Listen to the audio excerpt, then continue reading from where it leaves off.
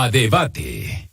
Con esta información reciente que se ha dado en este espectro que hemos llamado Voto por México, le damos la bienvenida a Gustavo Pérez, consultor y profesor de la UNAM, autor del libro Marketing Político y el Andrés Manual de Marketing, y Jorge Aljovín, consultor y analista político. Gustavo, Jorge, ¿cómo están? Gusto en saludarlos. Bien, muchas gracias. Pues comenzamos contigo, Gustavo. Pues este escándalo que tiene encima Xóchitl Gálvez, alguien indagó, vieron, había muchas partes de su trabajo profesional para titularse, que es por experiencia profesional. Ella, como dice, no es una tesis, pero pues se le olvidó ahí citar algunas fuentes, algunos párrafos estaban idénticos a otros trabajos. Y pues bueno, nuevo escándalo sobre sobre Xóchitl Gálvez, Gustavo.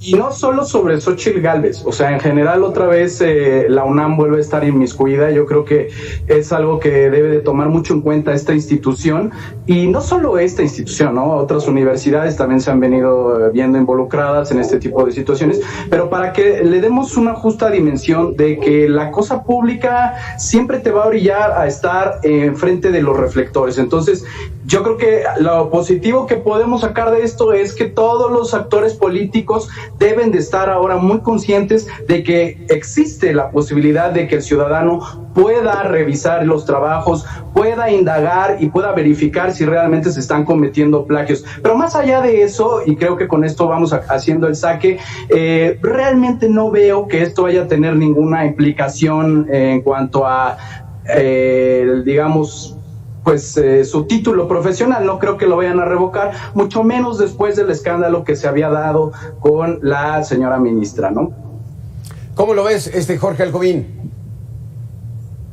Mira, Alberto, lo que yo veo es justamente que el oficialismo, después de estar intentando una y otra vez bajar a Xóchitl Gálvez, finalmente parece que es el primer golpe que acierta Andrés Manuel López Obrador y el movimiento de la Cuarta Transformación. Pero efectivamente esto, más allá de si se pueda calificar o no como un plagio, habrá que dejárselo a las autoridades universitarias y que ellos decidan si realmente tuvieron estas faltas, estas irregularidades, o simplemente se trataron de errores metodológicos. Pero creo que hay un planteamiento que va de fondo. Sobre todo cuando nos acercamos a nuestra Constitución de los Estados Unidos mexicanos, nos damos cuenta que para ser presidente de la República no se exige un título profesional, mientras que para otros cargos, por ejemplo, para ser consejero del INE, se exige un título profesional. Por lo tanto, habría que preguntarnos, ¿realmente se requiere un título profesional para ejercer la máxima magistratura del país? Y por otro lado, también como lo planteaba Gustavo, también habrá que ver no solamente a la UNAM, sino también la propia regulación de las universidades en nuestro país, que nos han dejado saldos que son importantes.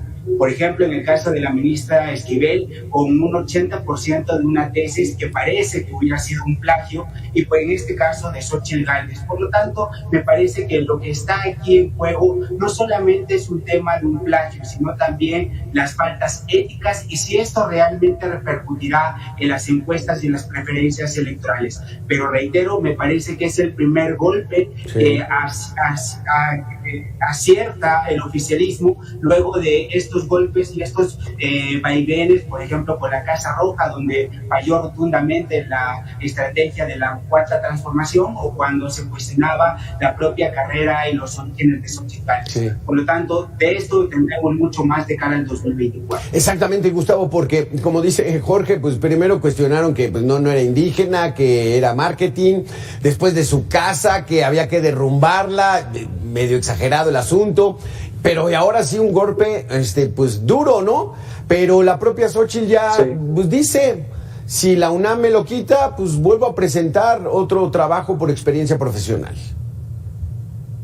Claro que sí, mira, Jorge está poniendo un punto que la verdad con mucha agudeza lo menciona bien. El problema realmente está de fondo, ¿no? Y es no nada más el revisar, que eso es algo que tenemos que celebrar, que podamos tener el acceso a esta información y revisar todo eso. Pero realmente yo sí lo considero, al igual que Jorge, es uno de los primeros golpes que sí logras estar el discurso del oficialismo sobre la posible o ya inminente pues carrera política que está ya empezando a despegar.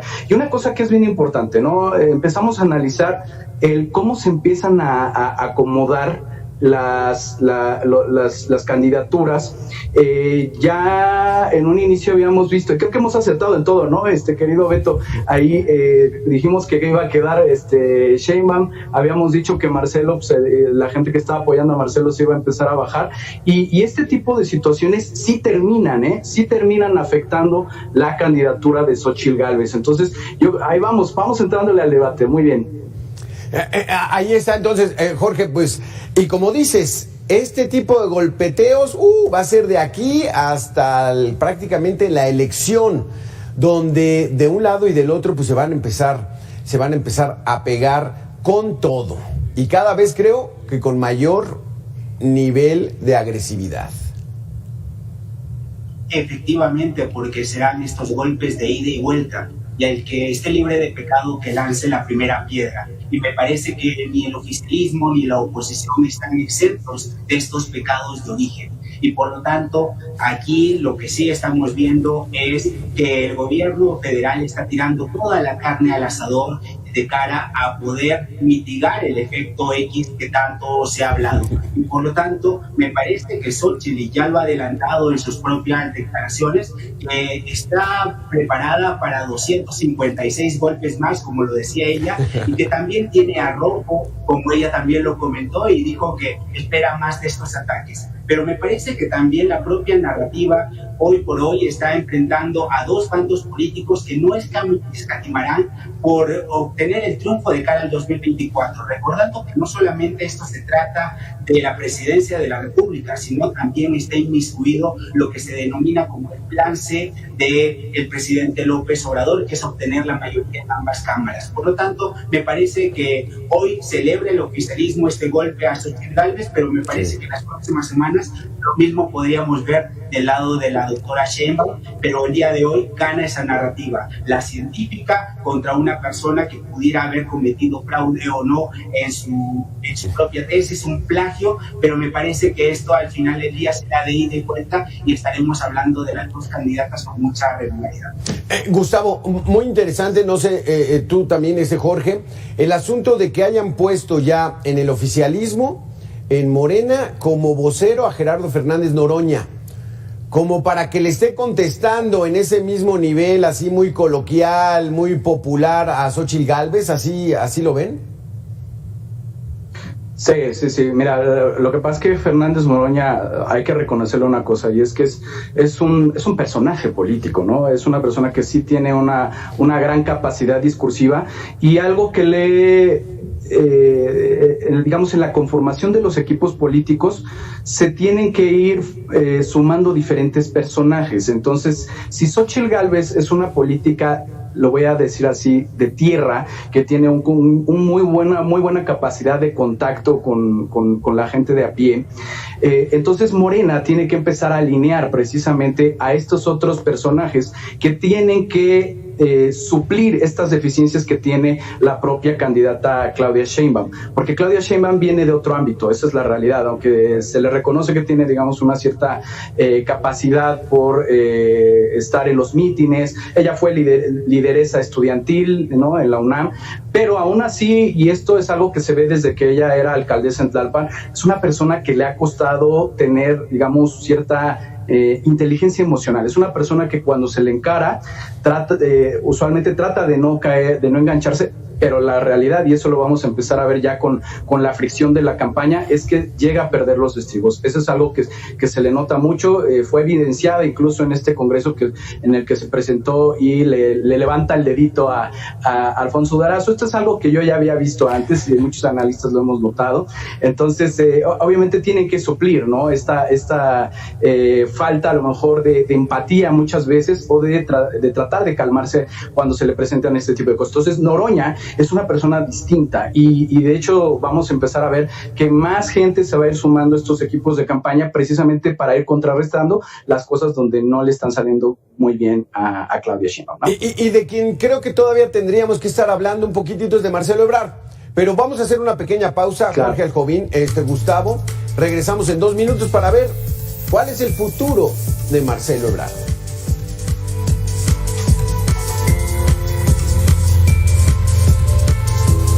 Gustavo, gracias Jorge. Marcelo Ebrard, se habló mucho, un aspirante con muchas posibilidades, no quedó, no ganó la encuesta, hizo cierto berrinche, denunció al partido. ¿Cómo está la situación, Jorge Aljovín, en estos momentos con Marcelo Ebrard? Me parece que Marcelo se ha quedado atrapado en sus propias decisiones y finalmente habrá que ver si el propio Ebrard puede convivir en el movimiento con Claudia Sheinbaum. Me parece que esto es bastante complicado, pero también a partir de lo que platicábamos en el bloque anterior, me parece que una permanencia de Marcelo le podría dar una mano izquierda y una mano derecha a la propia Claudia Sheinbaum. ¿Por qué? Justamente como se platicaba, si bien Noroña es ese lado mucho más de la calle, una persona que tiene espontaneidad, también Marcelo aporta otra característica que es la mesura y justamente lo que hemos venido platicando desde hace mucho tiempo de las diferencias entre Mújica y Ávila Camacho, entre Claudia Sheinbaum y el propio Marcelo Ebrard. Pero también habrá que decir que Marcelo tiene mucho por delante y veremos si realmente esta tensión que está generando rinde frutos en el futuro y permanece en Morena, o por otro lado busca un camino, un puente con Xóchitl Gálvez. Y me parece que en dado caso de buscar una alternativa en la oposición e integrarse a ese equipo de campaña, pudiera ser beneficioso. ¿Por qué? Porque justamente, así como hablábamos del componente de Fernández Noroña en la campaña de Claudia Sheinbaum, me parece que la misma fortaleza que tiene Xóchitl, que es justamente la espontaneidad, el arrojo, me parece que también esto puede ser su gran debilidad. ¿A qué me refiero con esto? Justamente todo depende de Xóchitl y no tiene voceros ni nadie en la propia oposición que le permita generar algún vocero o alguna vocera que tenga una legitimidad hacia la ciudadanía. Por lo tanto, me parece que esto demuestra que Xóchitl Gálvez y Andrés Manuel López Obrador son muy parecidos. Toda la campaña va a girar en torno a ellos y, por lo tanto, su triunfo o su derrota dependerá completamente de ellos. Por eso sería importante también ver si Marcelo se pudiera sumar al equipo de Xóchitl Gálvez o la tercera alternativa, que es el caso de Movimiento Ciudadano, pero me parece que cada día esto se va difuminando con los apoyos a Samuel García. Por lo tanto, creo que la figura de Marcelo,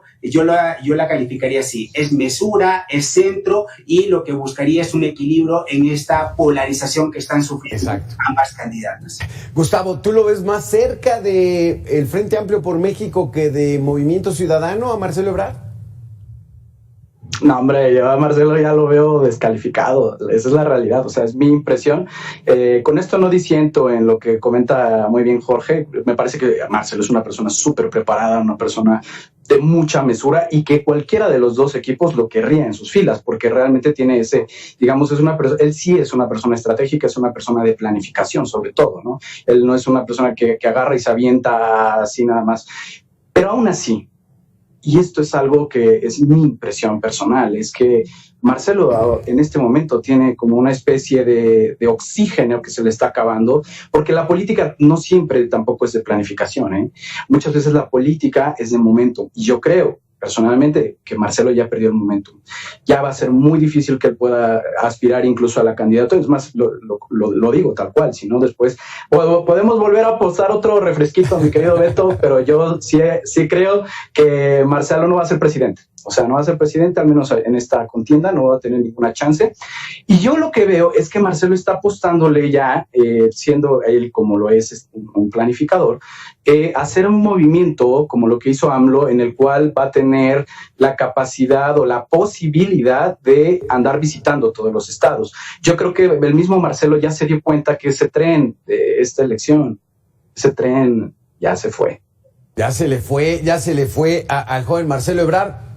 Donde está también muy interesante la situación es en la Ciudad de México, porque todo apuntaba que la alcaldesa de Iztapalapa, Clara Brugada, muy cercana a Claudia Sheinbaum, con el apoyo del presidente de la República, con aquella figura de Juanito, que las leyes no le permitían que se reeligiera, pero dijeron, fue el propio presidente y dijo, voten por Juanito. Y ya después Juanito le va a pasar el poder a Clara. Entonces, como que ya le pusieron un gallo de buen nivel, ¿no, Jorge? Omar García Harfuch, pues muy perfilado por su imagen física. Me parece, Beto, que estás cayendo en el canto de las sirenas y hay una cierta predilección por el físico de Omar García Harfuch, pero al final del día esto también trae un tema político de fondo, que es justamente que pertenece al grupo de Claudia Sheinbaum y lo podríamos calificar como un Claudio. Y esto demuestra que los movimientos, las facciones y los grupos dentro de Morena existen y que ya existe también un recambio en la propia estructura de Morena. Y aquí me parece que el gran perdedor podría ser Mario Delgado, que al final del día estaría siendo sacrificado por la propia Claudia Sheinbaum. Pero veremos en los próximos días si realmente Mario Delgado insiste también en esta puja por la Ciudad de México, o tal vez tendremos otro anuncio de bajarse de la candidatura, como ocurre con Cuauhtémoc Blanco, y que se disciplina el propio movimiento. Y esto nos va a ir demostrando la importancia que tendrá cada uno de los grupos,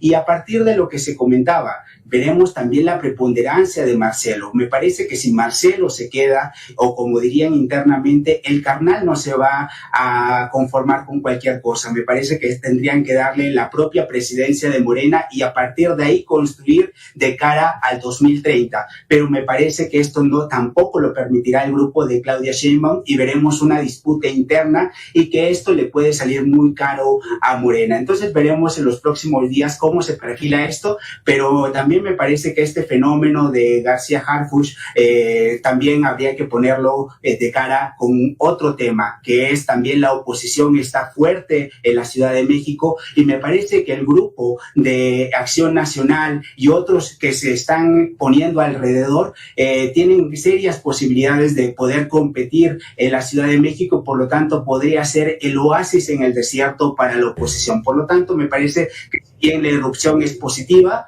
pero también habrá una muy fuerte pelea y me parece que hasta mucho más interesante que la que se dé la presidencia de la República. Y es que ese carisma, Jorge Jacobín, por García Harfuch, no lo digo yo.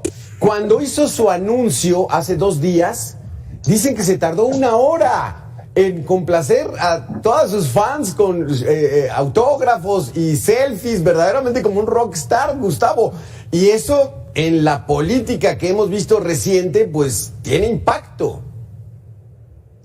Hombre, pues son guaperas, entonces tiene todo el derecho, ¿no? De estar atendiendo a sus fans. Además, malo sería que no las atendiera, porque pues ahí hay un voto, ¿no? Esa es la realidad. Sin embargo, el análisis con García Harfuch es más profundo, porque la realidad es que Clara Brugada se estaba perfilando y había hecho, bueno, todo lo que ha hecho en Iztapalapa ha sido por conseguir la Ciudad de México, y creo que Jorge toca un punto muy importante, y es cómo se van acomodando las posiciones adentro de Morena, ¿no? Y yo sí veo que la gente de Mario Delgado es la que se empieza a quedar rezagada. Esto es algo que debería preocuparle a las propias fuerzas cercanas a Mario Delgado, y García Harfuch es un eslabón un tanto extraño, porque él él es una persona que tiene interlocución con gente también de la oposición. No se nos olvide que él viene del grupo de García Luna. Entonces, no voy a decir que él sea súper amigo o sea súper cercano a mucha gente de la oposición. Obviamente, pues ha tenido que ir cambiando sus banderas políticas en el transcurso, pero lo que sí hay que reconocer es que él sí ha entendido el momento, ¿no? Y eso es algo importante, porque se necesita mucho olfato político, y él ha sabido de alguna manera recoger su momentum político, aprovecharse de todo lo que le ha sucedido, porque es que la gente lo empieza a ver como una especie de héroe después de que salió librado de ese terrible atentado que sufrió. Desde ahí, si nosotros nos ponemos a ver en la línea del tiempo, es que la personalidad de Omar García Harfuch ha empezado a elevarse. Entonces, yo sí considero que la contienda al interior de Morena en la Ciudad de México va a dar mucho de qué hablar. Vamos a tener que estar muy atentos, porque esto o bien puede consolidar a Morena dentro de la Ciudad de México, o fíjense bien, puede llegar a ser la puntilla de una posible escisión. No escisión hacia afuera, porque hacia afuera siempre se va a estar manejando que Morena está unida y todo eso, pero hay que ver entonces cómo se empiezan a mover los otros partidos. Mucho ojo, por ejemplo, con el caso del Partido Verde. El Partido Verde ya empezó a hacer un poco la función de pues velar por sus propios intereses y decir, a ver, nosotros tenemos dudas, porque estamos pensando que a lo mejor podríamos sacar un candidato propio. ¿Y eso qué representa? Pues la posibilidad de negociar más posiciones políticas, no solo en la Ciudad de México, sino a nivel federal. Entonces, vamos a tener que estar súper atentos de cuál es esta recomposición. Se está poniendo bueno esto.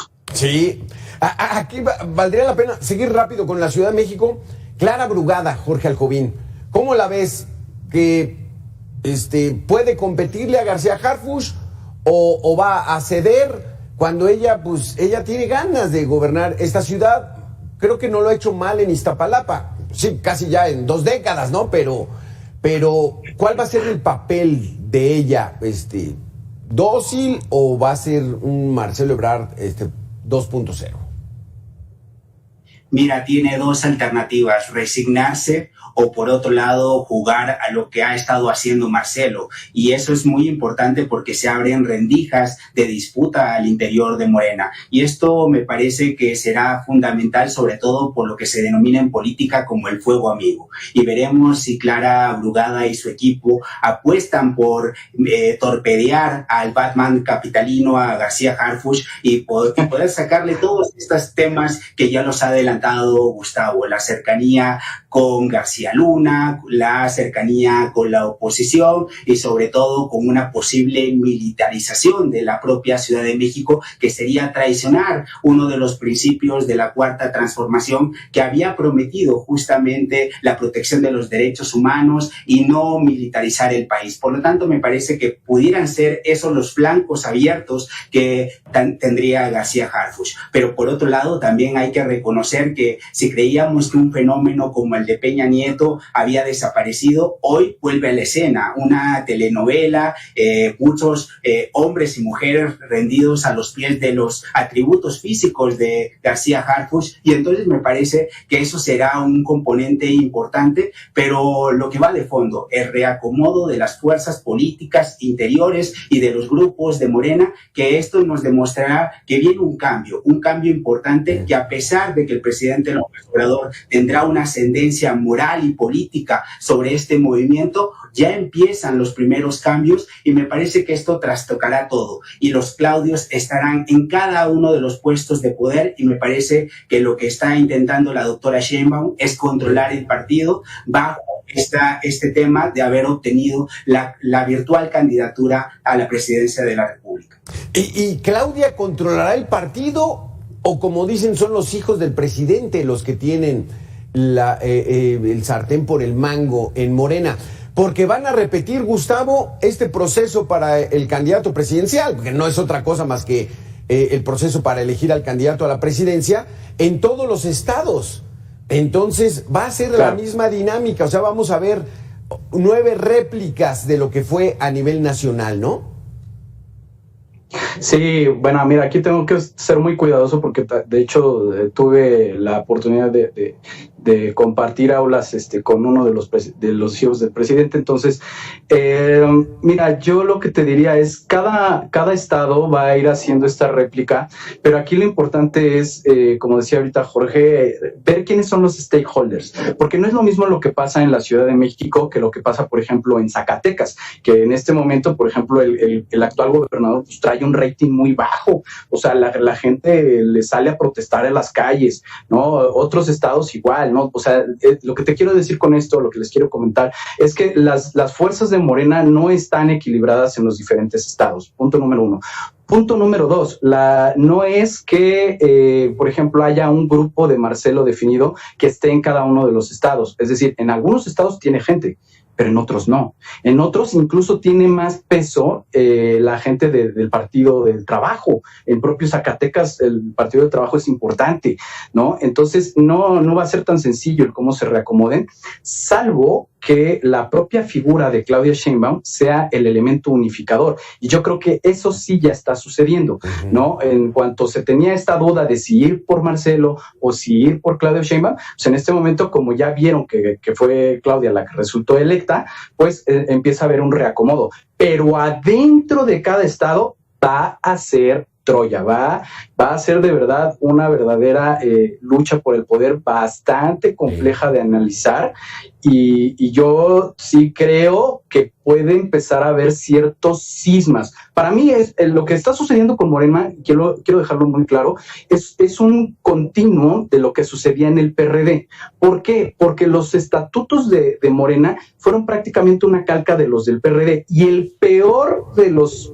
pecados que ha cometido Morena y el PRD desde su inicio fue reconocer que había fracciones dentro del partido. Eso se sabe en todas las instituciones, en todas las organizaciones, pero no se dice. ¿Por qué? Porque cuando tú legitimas que haya diferentes actores o diferentes fuerzas dentro de una organización, lo que estás diciendo es puede haber contradicciones de lógica y eso hacia el exterior sale muy caro, pero al interior es cáncer.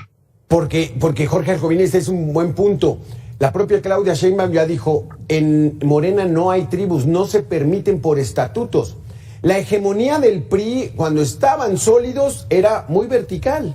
Ahí todo el mundo acataba al dedazo y todos se disciplinaban al bueno, tanto a nivel nacional como en los estados. ¿Se verá eso aquí en Morena? O como dice Gustavo, es una repetición de lo que ocurrió en el PRD? Me parece que la verticalidad de Morena está más que evidente y por lo tanto tendremos que, como lo decía el propio Gustavo, leer el momentum político. Y me parece que si la oposición cae en el mismo juego de Morena, de poder justamente concentrar las candidaturas en las cúpulas partidistas, sería un grave error, sobre todo porque estratégicamente lo que tendría que estar haciendo la oposición es aprovechar estos cismas, estas fricciones que están ocurriendo al interior de Morena y presentar candidatos competitivos. Y efectivamente ya se repartieron algunos estados en la oposición, por ejemplo en la propia Ciudad de México se señaló que los siglaría el Partido Acción Nacional y en otros estados del sureste siglaría el PRD y en otros el PRI. Entonces me parece que esto habría que verlo en dos instancias. Por un lado, en el lado de Morena, donde efectivamente hay un pecado de origen, que son estos grupos, estos movimientos, estas fracciones que están prohibidas por el artículo 3, inciso G de los estatutos de Morena, pero que los hechos existen. Y por otro lado, habrá que ver cómo responde la propia oposición y que no caiga en este canto de las sirenas y en esta tentación de intentar imponer candidaturas en los estados, porque me parece que este sería un enorme error, porque Morena, aún con su verticalidad, lo que está asegurando Claudia Sheinbaum es justamente la unidad y la construcción de este segundo piso de la cuarta transformación. Entonces me parece que esa será la clave, la disciplina en Morena y en el caso de la oposición poder leer esto y abrir mucho más las candidaturas hacia la ciudadanía. Ese es un buen punto porque hasta su lema es vamos por la unidad. Entonces Morena tiene ese gran reto de que pues, no se les vayan a salir ahí muchos candidatos al estilo Marcelo Ebrard. Muy interesante, esperamos vernos próximamente para seguir tratando este voto por México. ¿Cómo va esta situación? Y como dices, Gustavo, esto cada vez se está poniendo mejor. Claro, para la gente a la que le gusta la política y para la gente que es la que va a decidir con su voto. Gustavo Pérez, muchísimas gracias. Jorge Alcovín, muchísimas gracias a los dos por haber estado aquí en Mega Noticias. Nosotros vamos a hacer una pequeña pausa de 2 minutos y volvemos.